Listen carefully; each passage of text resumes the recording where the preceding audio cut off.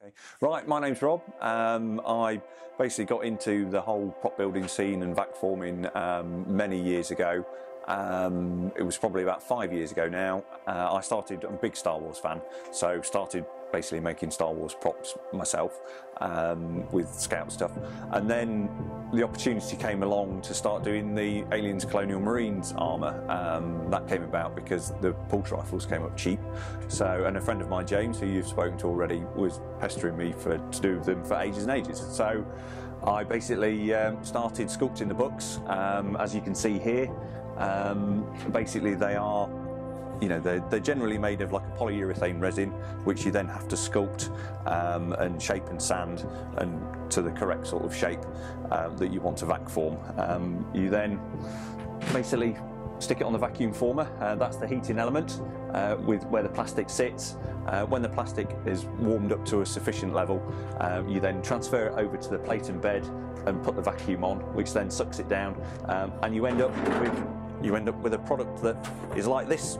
And that's a completed Colonial Marine chest plate, which you then have to trim out and pre-shape, and post-shape to your individual person. The problems that you can have with vacuum forming, if you get the plastic too hot, then it webs and goes all over the place like a big molten slag. And if you don't get it hot enough, it won't back down. So you end up with mispulls. That's the biggest problem with vacuum forming. Beyond that, it's a relatively simple process. How it works is quite ingenious to see, but it is quick and and it's quite satisfying to do when it all works out right. The books themselves are the biggest problem when it comes to vacuum forming, because obviously you have to sculpt these and individual books.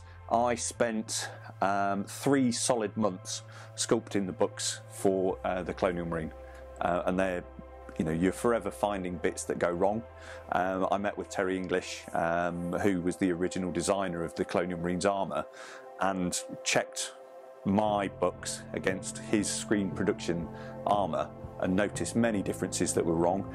This is a resculpt of the shoulder bell, because my original one was too big by about 20 mil. So I ended up having to resculpt this to get it back to being a more screen accurate size. So, and it's little bits like that. As soon as you get hold of a screen accurate part, you realise where you've gone wrong and then have to redo everything. So that's where all the time goes, because it all has to be screen accurate. If it's not screen accurate, it's not right.